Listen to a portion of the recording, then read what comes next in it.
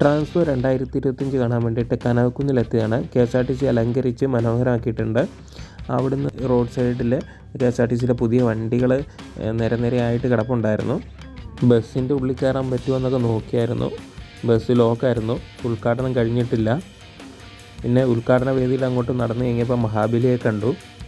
അടുത്ത മഹാബലി നമുക്ക് ബസ്സൊക്കെ ഒന്ന് കാണിച്ചു തന്നു പുറമെ. ഉദ്ഘാടന വേദിയുടെ അടുത്തുള്ള ഒരു സെൽഫി പോയിൻ്റാണ്. ഇവിടെ കുറേ പേര് വന്ന് സെൽഫി എടുക്കുന്നുണ്ട്. ഒറിജിനലിനെ വെല്ലുന്ന ഒരു RC കാറും ഉണ്ടായിരുന്നു. അതുപോലെ തന്നെ RC ട്രെയിനും ഉണ്ടായിരുന്നു. JCB ഉണ്ട് ഇതിൻ്റെ ഉള്ളിലാണ്. പക്ഷെ അത് ഓടാത്തതുകൊണ്ട് ഞാൻ വീഡിയോ എടുത്തില്ല. രണ്ട് ട്രെയിനിൻ്റെ എടുത്തു. കച്ചവടങ്ങൾക്ക് പറ്റിയ സ്കൂട്ടറിൻ്റെ പ്രദർശനമാണ്. KSRTCയുടെ ബഡ്ജറ്റ് ടൂറിസത്തിൻ്റെ സ്റ്റാളാണ്. അവർക്ക് കിട്ടിയ അവാർഡുകളൊക്കെ പ്രദർശിപ്പിച്ചിട്ടുണ്ട്.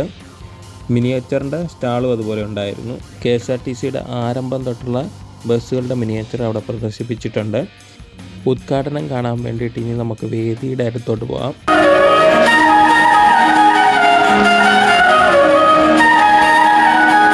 ഉദ്ഘാടനമൊക്കെ കണ്ടു. പിന്നെ പഴയ കാറുകളുടെ കളക്ഷനാണ്.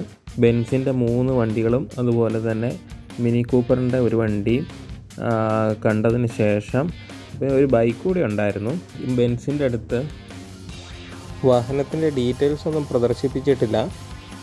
തൊട്ടടുത്തായിട്ട് കേരള ഓട്ടോമൊബൈൽ ലിമിറ്റഡിൻ്റെ ഓട്ടോറിക്ഷയുടെ പ്രദർശനം ഉണ്ടായിരുന്നു. ISROയുടെ ചലിക്കുന്ന എക്സിബിഷൻ സെൻറ്റർ ഉണ്ടായിരുന്നു. അതും കയറി കണ്ടതിന് ശേഷം താഴോട്ടെത്തി പുതിയ ബസ്സിൻ്റെ പ്രദർശനമാണ്. എല്ലാ ബസ്സിൻ്റെ മുമ്പിലും ആ ബസ്സുകളുടെ ഡീറ്റെയിൽസും ആ വണ്ടിയുടെ സ്പെക്കും എല്ലാം എഴുതി വെച്ചിട്ടുണ്ട്. അതെല്ലാം കയറി കണ്ടതിന് ശേഷം ബസ്സും കയറി കണ്ടതിന് ശേഷം BYD MGയുടെ വിൻസറാണ്. മാരുതിയുടെ വാഹനങ്ങളുടെ പ്രദർശനമാണ്. ടയറിൻ്റെ ഒരു സ്റ്റാളുണ്ടായിരുന്നു. ടയർ കഴിഞ്ഞ് പിന്നെ ഹുണ്ടായുടെ ക്രേറ്റ ഉണ്ടായിരുന്നു. പിന്നെ ടാറ്റയുടെ സ്റ്റാളായിരുന്നു. ടാറ്റ പഞ്ച്, പിന്നെ ടാറ്റയുടെ വാഹനങ്ങളൊക്കെ ഉണ്ടായിരുന്നു. കഴിഞ്ഞ് മഹേന്ദ്രയുടെ 3XO ഉണ്ടായിരുന്നു. റേഞ്ച് റോവർ, ഡിസ്കവറി തുടങ്ങിയ വാഹനങ്ങളും ഉണ്ടായിരുന്നു. പിന്നെ ടാറ്റ കെർവ് ഉണ്ടായിരുന്നു. സർക്കാരിൻ്റെ ഒരു സ്റ്റാൾ ഉണ്ടായിരുന്നു. പിന്നെ ബെൻസിൻ്റെ EQS SUV ഉണ്ടായിരുന്നു. ഇത്രയാണ് ഈ വർഷത്തെ എക്സ്പോയിലെ കാഴ്ച.